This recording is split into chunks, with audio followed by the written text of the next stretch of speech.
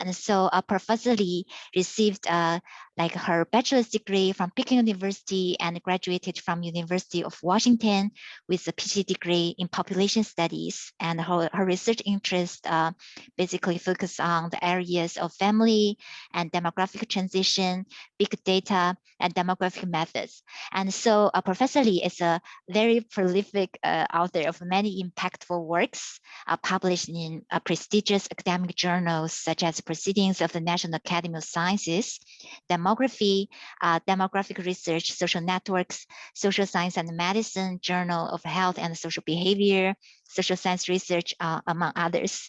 And so specifically in recent years, Professor Li is a principal investigator of a nationally represented data collection project that aims to measure, conceptualize, and understand Chinese university students' marriage and childbearing intentions. And so like thus far, this project has already delivered many important findings that have impactful social and policy implications, especially in the face of China's declining fertility and very recently, this population decline in 60 years. And so without further ado, let's welcome Professor Ting Li for sharing her work on the internet use and the marriage and the childbearing intention of Chinese college students. And so as a CRPR convention, still we try to ask Professor Li to finish her presentation in about 40 minutes or so, and then followed by a Q&A session. And along the process, if you have any like burning clarification questions, you may also raise hands or tap in the like chat box. And other than that, we will just hold all the questions at the Q&A session. Okay, and so please, Professor Li, yeah, now the time is yours. Okay. Can you see the slide? Yes, yes. Okay, okay. Sounds good. Okay, thank you very much for the invitation and nice introduction from Professor Mu. It would be my great pleasure to present our work here. And this project, as mentioned by Professor Mu, is a national funded project to explore the child marriage and childbearing attitudes and intentions of Chinese college students. This specific project is collaborated with my PhD students, Yuteng Ye and Jiehua. I should say this is still an ongoing project, so I would love any comments and suggestions after my presentations.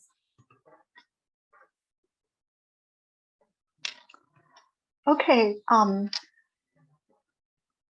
I will start with background of study. We all notice that there is a quick drop of fertility rate of China.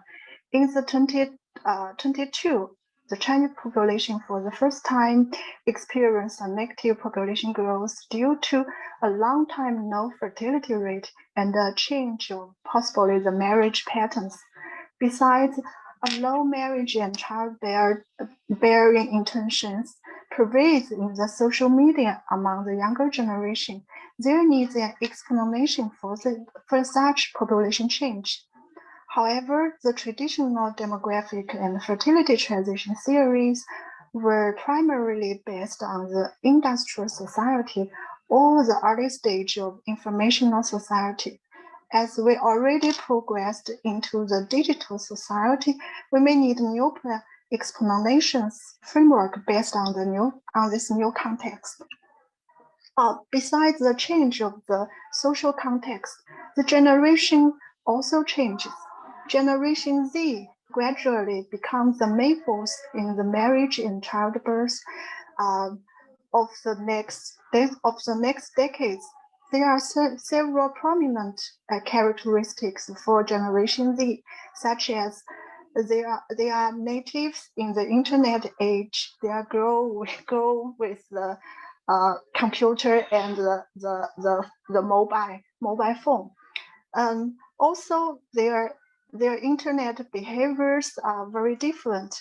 Their social networks are usually formed based on their values and hobbies and extend through the social media. Therefore, we think an important and innovative perspective is to explore the impact of internet and social media use for the new generation. There's no doubt that the internet and social media would affect the marriage and childbearing attention of this younger generation. But we are more interested in how the influence happens. What are the underlying mechanisms? So our study will pay more attention to the possible mechanisms. In our study, we also utilized both survey data and big data called from different social media to better explore the underlying mechanism. First, I will briefly introduce the National Representative Survey of Chinese college students our group conducted in December 2021. It's with the help from the National Health Commission. The purpose is to learn the marriage and childbearing attitudes among this younger generation. We employed a multi-stage PPS sampling with 3 sampling frames that classifies all the colleges in China into 3 categories: the high-ranking universities and the other common universities and the junior colleges. As we know, the Dazhuan. We finally sampled 30 colleges, which covers through 22 provinces and 26 cities. And within each college, we conduct quota sampling according to the distribution of the students' characteristics. So within each college, the sample is still representative. Then we directionally deliver the questionnaire to the sampled students through an online survey system. We got a final sample size we got a final validated sample with a size nearly 10,000. Samples were also weighted to increase the representativeness. For the questionnaire design, besides the regular marriage and childbearing values and intentions, we specifically collect the internet and social media use data for each student. Okay, now I will first introduce the overall marriage and childbearing intentions for the Chinese college students. For the marriage intentions, we can see that about 60% college students still report that they wish to marry later. And the other 30% students respond they are uncertain. They are unsure if they would get married in the future. And only less than 7% of students clearly state that they would not choose to get married, either prefer cohabitation or will keep single. Interestingly, there is a significant gender differences. About less than 50% female students they wish to marry. Correspondingly, there are more female students express uncertainty about their marital choice.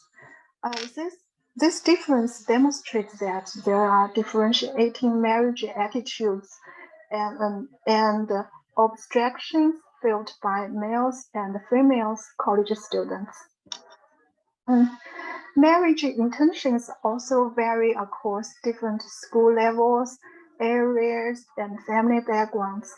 Not surprisingly, students with higher school status living in more advanced areas with better family background and urban hukou status show a less passion in getting married and a higher level of uncertainty. And for the childbearing intentions, over 80% students still report that still reported that the ideal number of children in a family is 2, and only 4% students consider no child as the ideal family style. In contrast, when we asked what do they plan to, number of children they plan to have, the percent of students preferred planned to have two child is dropped to less than 50%, and about 20 students intend to have no child. I should say that from the very beginning of the design of this survey, some experts have challenged us that they think it's not meaningful to ask the childbearing intentions for college students.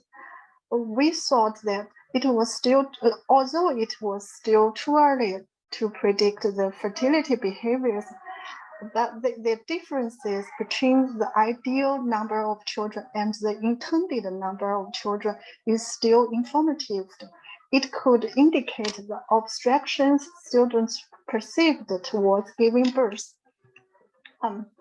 Okay, here's some subgroup, some results for the subgroup analysis. Clearly, gender, ethnicity, and whether to be the single child in the family, as well as the family backgrounds, would simultaneously both the ideal and the intended number of children. However, we can see that the gender and Hukou status have stronger impact on the intended number of children than the ideal one. For example, here you can see female and male students have very similar ideal number of children, but the differences between their intended number of children is much larger, suggesting that females perceive more barriers in childbirth than their male counterparts. Another interesting finding is that college students demonstrate consistently daughter preference over the son preference across all the subgroups. So we can see that the ideal number of daughters surpass the ideal number of sons for all these categories. Okay, now we will talk about the measure of the internet use in our survey design. We measure the internet use from 3 different dimensions. The intensity that indicating the time spent in the internet during the leisure time for the college students. And secondly, we measure the diversification of the internet use, which is measured as the usage frequencies of different social media platforms or the applications for each student. And finally, for the exposures, when students report their degree of exposure to different kinds of information they have encountered online, including those negative information, such as the domestic violence and the divorce of the famous stars and the family disputes, something like that. Okay, for the intensities, according to the data, by average, the Chinese college students spend about 4 hours and 35 minutes online in their leisure time. That means this excludes the time used for studies and works. And not surprisingly, there is a negative association between the internet use intensity and the marriage and the childbearing intentions, which is consistent with other previous studies. I should mention that the marriage intentions is coded as 1 if these students report they wish to marry, and the other status were all coded as 0. and the intended number of children is considered a continuous measure. I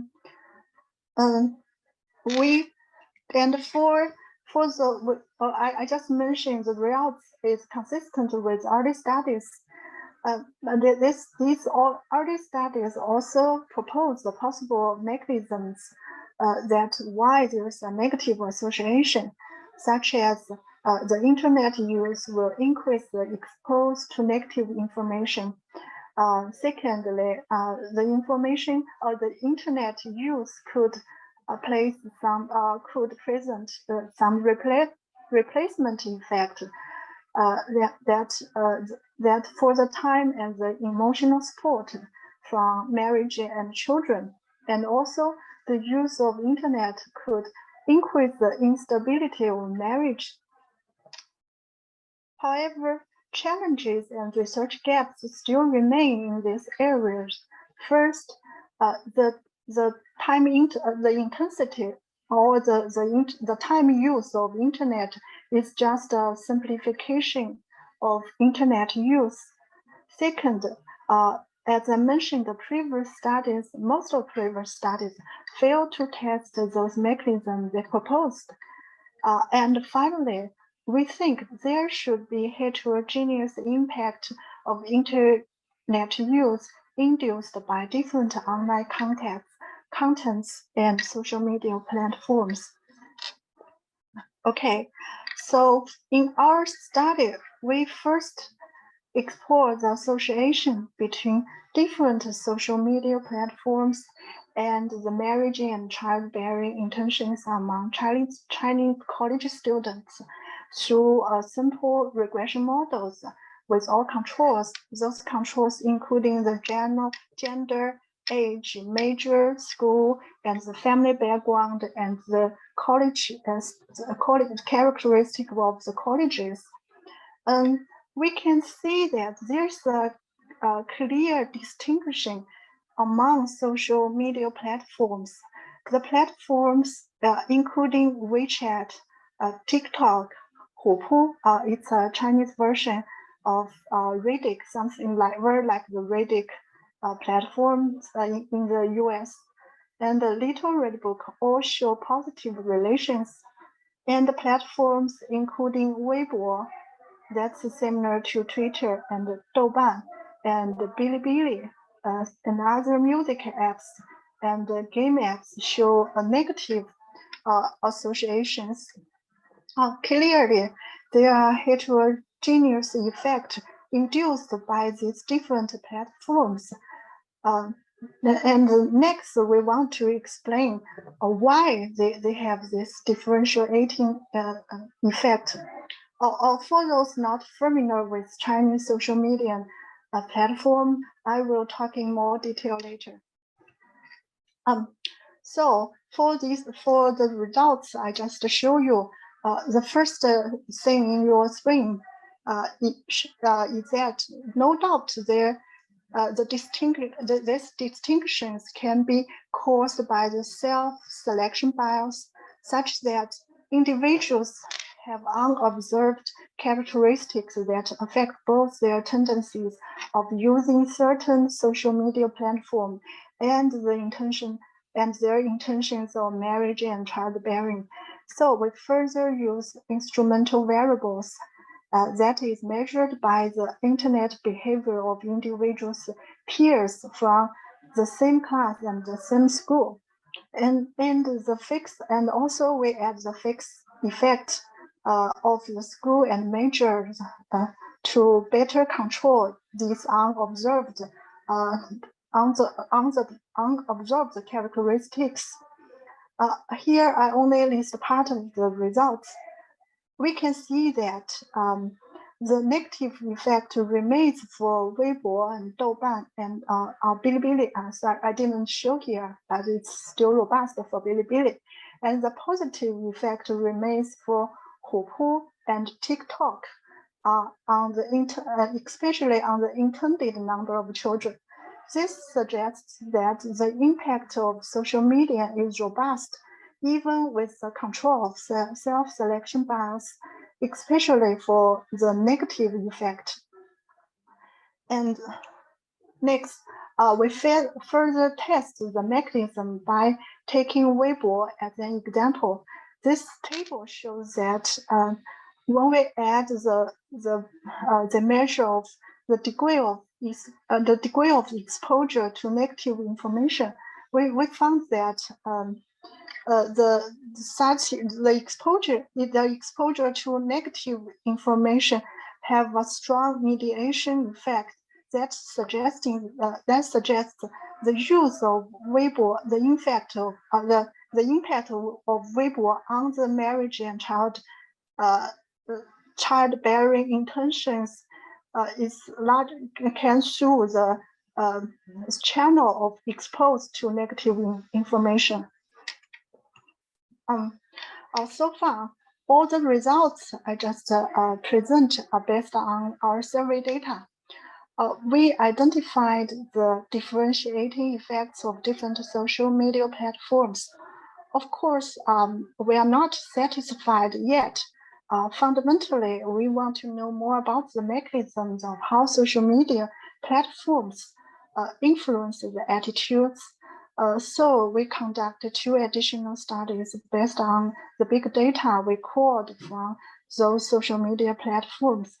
The first study is focused on exploring the short-term impact, and the second study is focused on the long-term impact. For the first study, we conducted a sentimental analysis of posts from Weibo based on a very special focal event. Weibo, as I mentioned before, is very like Twitter. It's one of the largest social media platforms in China. Now, as report, it has over 586 million monthly active users in 2022. That means about half of the Chinese population are currently using Weibo. And the focal event we chosen it's a news reported on June 10th, 2022. That report that 4 ladies were assaulted by several strange men in the city of Tangshan, only because those ladies refused to have a cup of drink with those guys. Because this event happened in Tangshan, the post related to the events has a tag, like Tangshan event. So it's known as Tangshan event. I should say it is a normal criminal event, but unexpectedly, it sure involved to a heat debates regarding gender equity in Weibo and caused a lot of attention between feminists and their opponents. What we have done is to collect all the posts with the keyword marriage and fertility or childbearing in the entire month of the June 2022, the time the focal event happened. There were totally more than 120,000 posts, and we calculated the sentiment score for each post using a deep learning model. The model can assign a sentiment score for each post according to our training sample. Then we averaged the sentiment scores for each day and plotted the time series of the sentiment sentiment score for the marriage and the childbearing across the entire month. The red points and the red lines represent marriage, and the blue points and blue lines represent fertility. We can see that there is a clear breakpoint at the time of the event, which happened in June 10th here. Even we deleted those posts that directly mentioned directly mention the Tangshan event. We still can, the breakpoint still remains. and it takes more than 2 weeks for the overall sentiment of marriage and childbearing return to the normal. So in general, we demonstrate that a negative focal event could bring a huge emotional or sentimental shock to the entire social media platforms. Next, we further focused on those posts published within the next 20 hours of the event, and those posts also mentioned the focal event. There are the number of posts about over 2,000, and we can see that the sentiment score was I should mention that the sentiment score were average for each 2 hours. We can see a decline trend for the sentiment, suggesting that the intensive discussions and debates around the events cannot help but somehow worsen the overall sentiment and cause a polarized effect. For the robustness check, we pick up alternative focal events. I'm sorry, I didn't translate them into English, but just want you to know that we pick up the events with different sentimental status, and some being originally positive, some being originally negative, and some being originally neutral. Here is a table summarizing the results. The first table corresponding to our figure 1, we demonstrate that there is a significantly breaking point of the sentiment score right after the event. So the second model corresponding to the figure 2, I just show you that for the next 20 hours, as the time goes by, the overall sentiment of marriage and fertility related to the event keep dropping in a short time, in a short period. The third model is the robustness check by including alternative events compared to the events that are neutral and positive. The occurrence of negative events would significantly bring down the overall sentiment of the social platform for the next 24 hours. I should also mention that the negative events always attract more attention than the neutral and positive events, as shown by the number of posts related to these events. So the negative events always place a stronger damages to the in the social media platforms. In summary, in this study, we show that a negative event in a short time can bring an emotional shock to the overall marriage and childbearing sentiment of the social media platform. That's why the Weibo is consistently demonstrate a negative association with childbearing and marriage intentions. Okay, let's continue to the second study. Now, for this study, we are more interested in the formation of different value fields of the different social media platforms as they demonstrate a varying impact. This is also known as a polarization mechanism. And here we list 3 theories to explain the polarization process. The first is the selective context theory, suggesting that people tend to congregate in groups with similar views. People are more likely to respond to the information they are interested in or approve of. Other than this self-selective bias, this is similar to the self-selection bias I just mentioned before. But other than such effect, we are more interested in the next 2 mechanisms known as the silent spiral theory and the cultural industry theory. The silent spillover theory suggests that people in a public setting tend to perceive the so-called mainstream and choose to remain silent in order to avoid conflicting or possible isolations or exclusions. That lead to the mainstream view becoming more dominant and even more people choosing to remain silent. So this just like a spiral. And the cultural industry theory implies that the industry has turned the culture into a commercial product, and the technologies and the algorithm using by this industry could shape people's ideologies by their operational strategies or settings.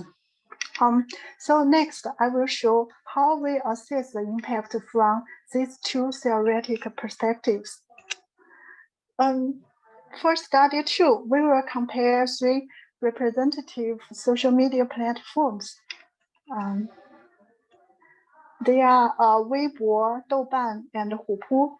Weibo, as I just mentioned, like Twitter, is the largest social media platform in China. And one prominent operational strategy of Weibo is to attract as much traffic as possible through the recommendation of hot searches and the popular Weibo posts known as 微博热搜和热门微博. Douban is another typical social media platforms. It's akin to the combination of Goodreads, IMDb, and Facebook. Users can share their life and hobbies in the sub-community named Douban Group. Its operational strategy is to provide a more private sub-communities such that they can increase the stickiness of their users.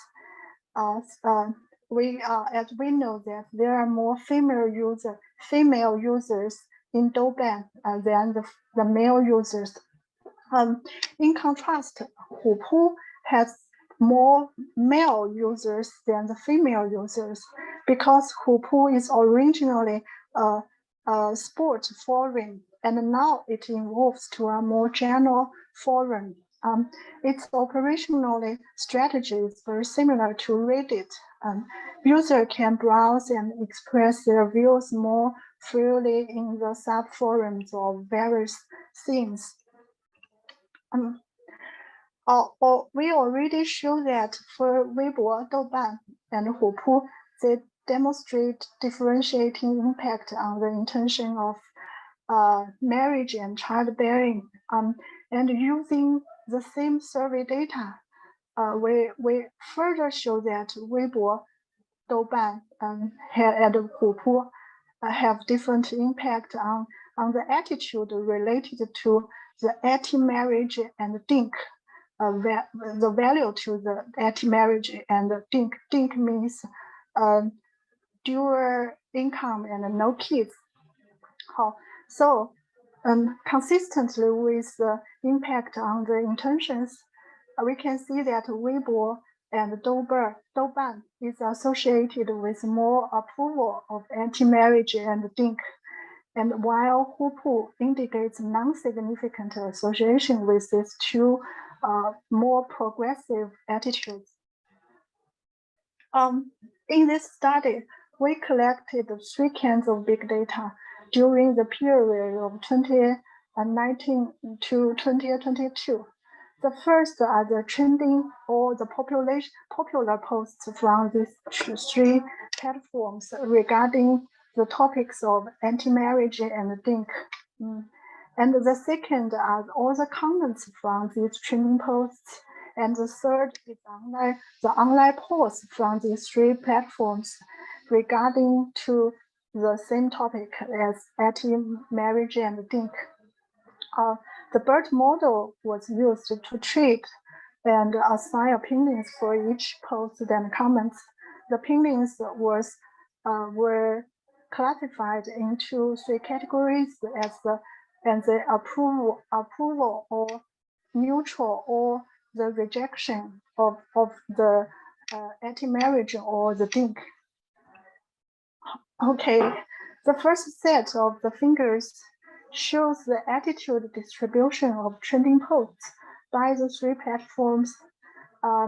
We can see that Douban has a highly skewed ratio of approval over rejections, and for both anti-marriage and Ting.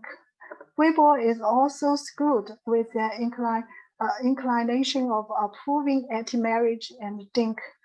Hupu demonstrate a more balanced views, and that the ratio is close to 1. And for the comments, the pattern still remains, and we can see the attitude becomes even more polarized for Weibo and Douban. That means those comments is more is all support the anti-marriage and Ting.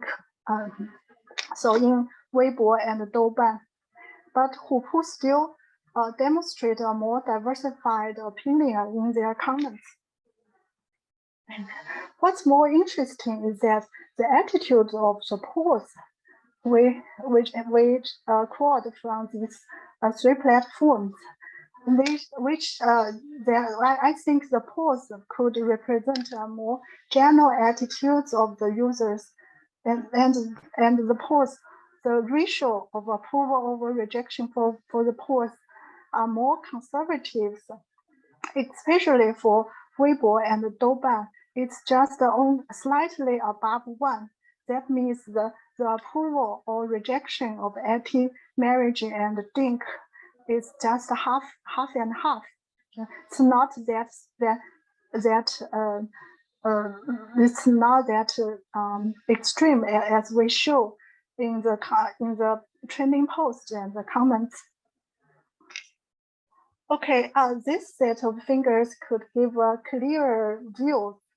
The differences in the ratios of approval over rejection among trending posts, comments, and polls are relatively small for Hupu, but they are very huge for Weibo and Douban, suggesting that Weibo and Douban have much stronger silent spillover effect, which may contribute to the more polarized atmospheres of these two platforms and leads to a lower marriage and fertility intentions if the users spend too much time on these two platforms.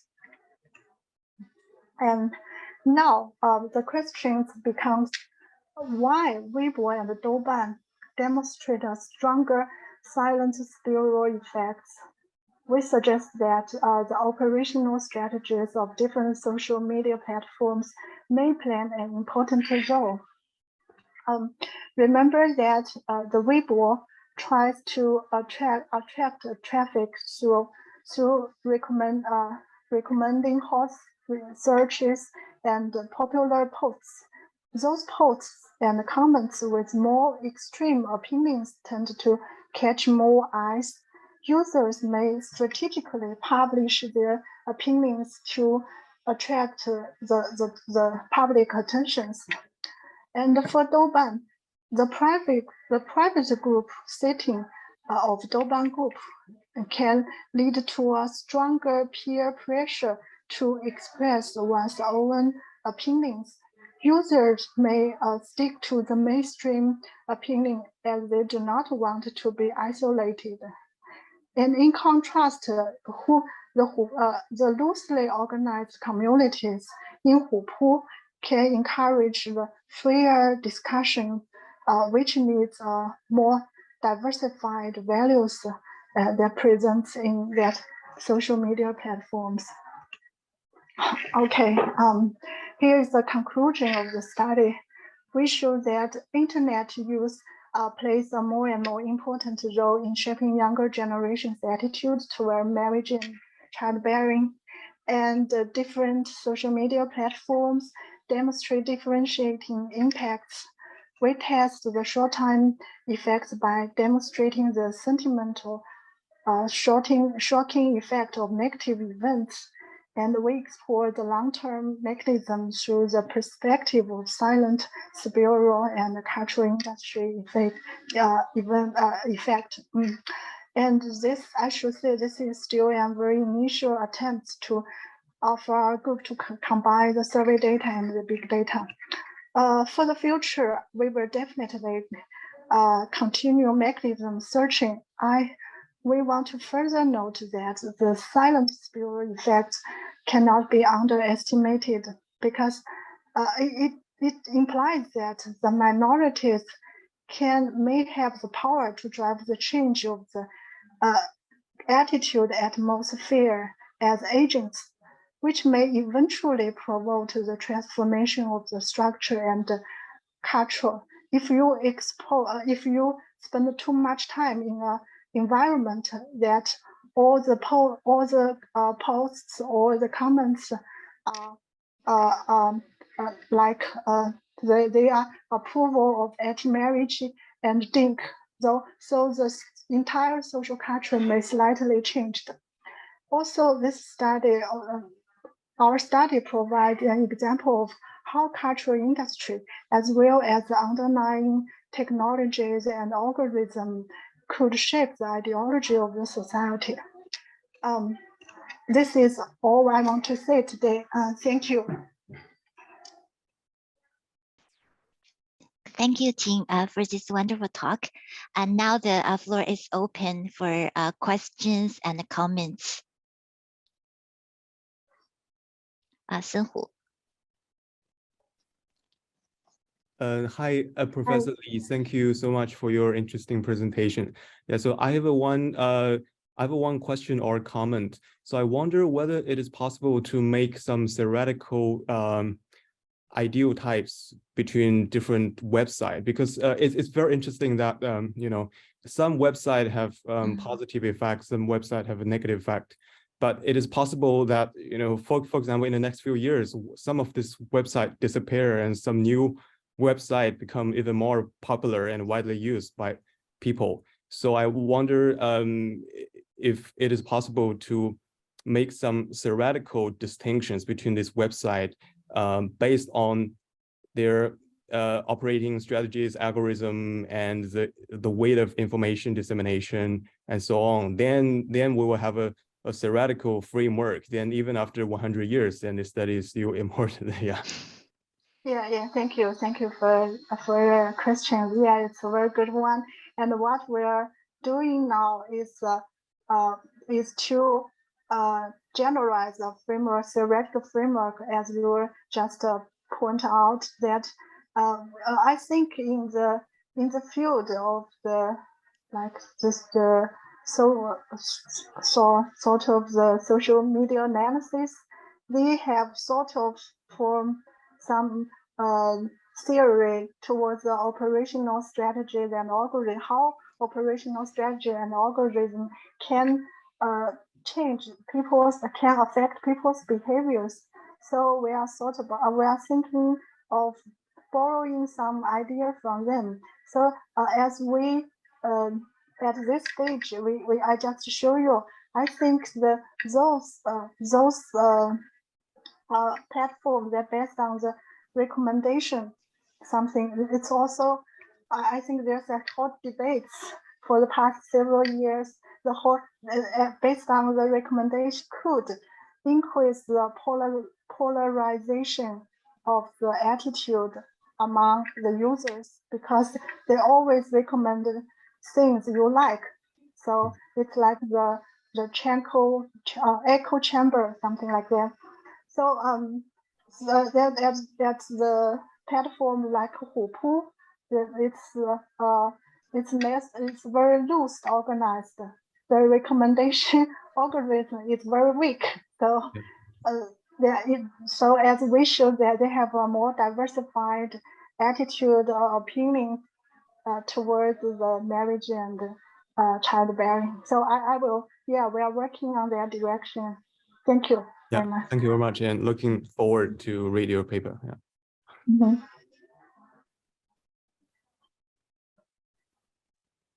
Okay, so if I may, I actually have one question. And so Sure. I understand that like the selection issue has been addressed by some of the methodological designs, but still I'm curious about like to what extent that the like the profiles demographically and were ideationally like differ across the like main users of different like social media platforms.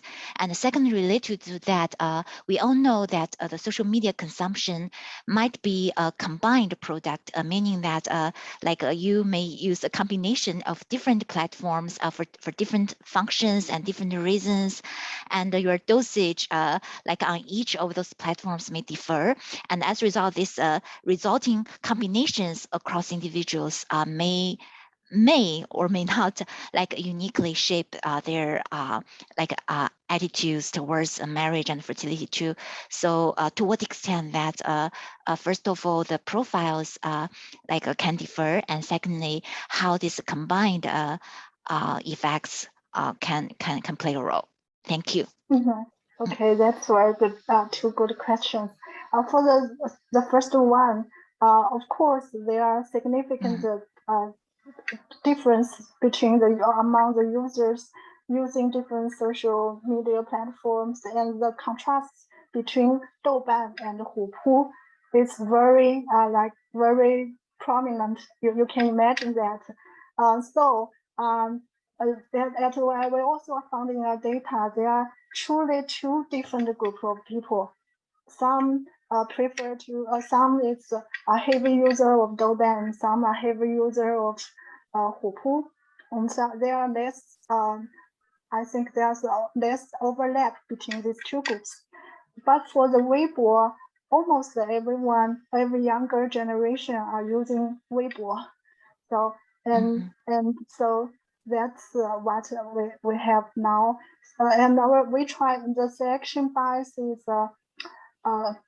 I think it's very tough, and we try the IV and also the fixed effect model, and the results is still very robust. So we think there should be something related. There should be a true effect that induced by the platforms other than the self selection bias. And regarding to the second question, yes, the combination of using of different social media apps is it's also very interesting. For the analysis, we have controlled for their using of other like social media platforms. For example, if we explore the impact of Douban, we also controlled their using frequency of Weibo and Hupu and something, yeah. But as you mentioned, the combination itself is very interesting questions. And I just we still explore this question how as I hypothesis that those users has a more diversified use habit of different combination of different social media application. They may have moderate opinion like and or more conservative, but our model didn't prove that. Our model showed that if they have more diversified using of social media apps, they tend to be less likely to get married. To the intention of getting married is lower, and so we haven't we didn't think out why, and we still don't have an explanation yet for the combination. So this maybe need to be explored. This question need to be explored in the future.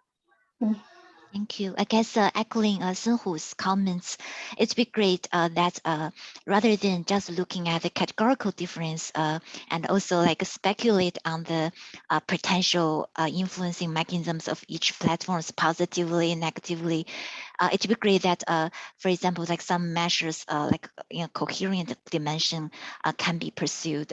Like for example, the topics that are popular or becoming sensational on each platforms, and so to like for example mention like a measure their like level of like a traditionality or like avant-garde orientations or something that can be more like theoretically and conceptually like a coherent. Yeah, that to be like in a way can also like link back to both the profile, the functioning of the platforms, as well as its underlying mechanisms. Okay. Mhm. Yeah, I Thanks. think Xinyi has a question. Yes. Hello, Dr. Li. Thank you for your Hello. very interesting presentation, and your methods are very fancy. So some of the methods, I encountered them for the first time. I have one question and one point I would love to discuss with you. My question is, as a background, according to your big data, which voice, the pro-marriage or the anti-marriage, which voice is the mainstream in the society? Yeah, and what I want to, what I want to discuss with you is that if my guess is right, I suppose pro-marriage should be the mainstream voice, right? Yeah. So if this is the case, my concern is that your conclusion about Hupu being a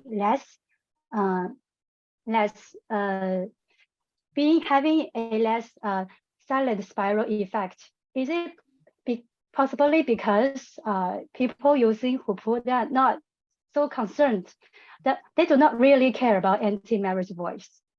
So that's why their posts and their posts, the attitudes between these two fields are so similar, because they don't really care about anti-marriage. So yeah, so your conclusion about the minority groups can drive the voice, can drive the direction of societal change. I have a little bit, doubts about that, because probably because anti-marriage is the smaller voice. So that's why people in Douban, they try to share as much as possible about such voices to other people. But those who show their attitudes in the posts, many of them still are pro-marriage. They do not care about anti-marriage. So they do not respond to those anti-marriage posts, but whenever they were supported, they show their true attitudes. So that's my something I want to discuss with you.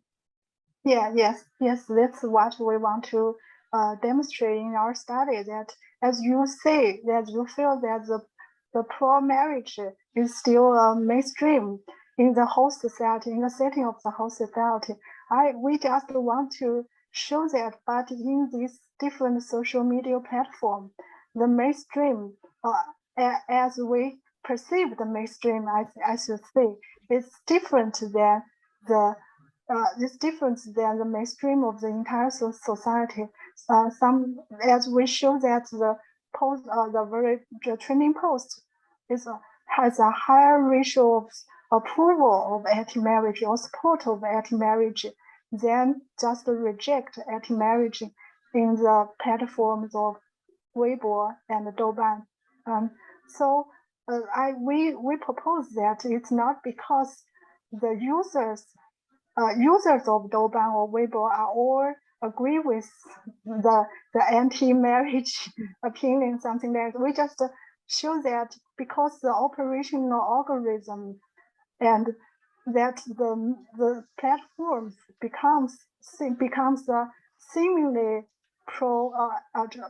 approval anti-marriage field or anti-marriage platforms. That's how the spiral silent effect happens. But in Hupu, they have a more diversified discussion, or they even have heat debates regarding to whether anti-marriage or approval marriage. So it's more open. And then they have I think it's a freer atmosphere of regarding to the marriage and childbearing opinions. I see. Yes, because to my understanding, I kind of feel that because they are the mainstream people, so they do not care about the minority voices. So that's why they do not discuss. Yep, that's one possibility. But anyway, the researches are very interesting. Thank you. Thank you. 许娇。 Hi, Professor Lee. Thanks for this very rich talk. I'm Xue Jiao. I'm a research fellow at CFPR, and I have two questions. The first one is like, as you mentioned, this sample they are in their early 20s, so their actual marriage or childbearing practice may be different, or their idea may also be different at their later age. So I'm wondering, because in your sample you include like undergraduate and postgraduate, so they have like they are at different ages, and those who are doing their PhD, they are like more close to their real childbearing and marriage. So I'm wondering whether the patterns between this undergraduate and postgraduate, they are generally whether they are consistent or like they have some difference. That's the first question. And for the second one, like I'm very it's I mean, we see the difference, the different use of the media and their attitudes. So I'm wondering, like, whether actually they are more like related to their ideology, like gender ideology, or like maybe child rearing value and this kind of thing. And I'm wondering whether you have this measure in your sample, so that you can, like, when you do your analysis, you can see whether the use of a specific media is linked actually to this ideology, and this ideology may have strong impact on their childbearing and attitudes. And also, as you mentioned, you did some like short-term analysis to see the impact of the popular events on their attitudes. So actually, if you add this ideology in and have a pre-test and post-test to see like if this exposure to these hot topics really like change this ideology, at least in the short term. It's still like very some. It also provides some evidence to strengthen your argument. That's my comment. Yeah, thank you very much. For the first question, yes, as I remembered that as students with bachelor still in the undergraduate students has a higher number of intended children and higher proportions of their intention to get married. So as I understand that, as you get into the postgraduate level, and this first those students get into the postgraduate level is already selected. They are usually the more advanced students. They have more maybe I like more. They consider gender equity more important and something like that. So we can see a decline of marriage and childbearing intentions from the undergraduate student to the graduate students. And so for the second question, yes, it's very good suggestions, but unfortunately for the survey data, we didn't collect their attitude towards the children's values, and only just one question, I think, and we didn't measure their attitude towards gender equity, because it's too much. It's just too much. We have to delete some of the questions by the end. So but we can see if as you can see, we can imagine that those different attitudes toward gender equity or the value of children could affect the individual's use of different social media and platforms, and also their intentions of marriage and childbearing. And for the big data part, yeah, it's a little bit difficult to categorize the ideology of each post. Because the algorithm can be very complex, and we don't know the accuracy of the algorithm to define their ideologies. So, but in the future, we want to trying to capture more, catch more information from the big data, from the posts, as not just their sentiment score. There should be more information related to their truly attitude. And that will be a good project to explore in the future. Thank you. Thank you. Looking forward to see your research. I think we have still have time for one last question from Ling Chun. Ling Chun. Ling Chun, are you muted? Hi. Ling Chun, can you Hi, unmute? Yeah. Yeah. Hey, you still Ling Chun, please unmute. Unmute yourself.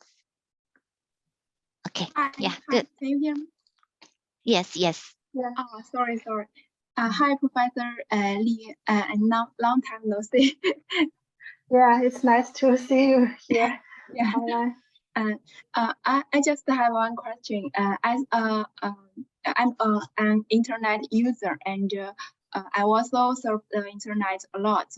I know each platform has its own community atmosphere. For example, the voices of femalist voices often heard on Weibo, but the male's voices often heard on Hupu or other platform.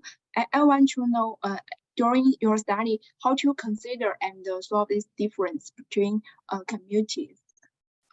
That's my question. I didn't hear clearly. You mean what voice? You mean what voice? I didn't hear clearly. The difference of a community atmosphere. Atmosphere. What we want to at the very beginning is we want to characterize or digitalize something. We want to digitalize the to measure the ideology among these different social media platform, but we found it's too complicated because there are so many degrees of topics related to the marriage and childbearing, such as gender equity and such as the values towards work and family and the attitudes about the education of child and the attitude towards something and some other with so many degrees. So so for the very beginning we just choose two, the anti-marriage, their opinion towards anti-marriage and Ting. This two is easy to capture and easily to to code. So for overall, as you can see in our results, that's the Douban and Weibo, there are more voice toward that support anti-marriage and Ting. And so somehow we can consider that these two platforms it's more progressive in the individualism or the feminists, something, But as we also showed that the more general users indicated by the polls, their opinion is not as that progressive as we as we thought or we felt about these two social media platforms. So we just don't want to show all one single digit or single number, to assign a single number to each of platforms that measure their sort of atmosphere related to marriage and childbearing. We just want to suggest that this is a complicated question.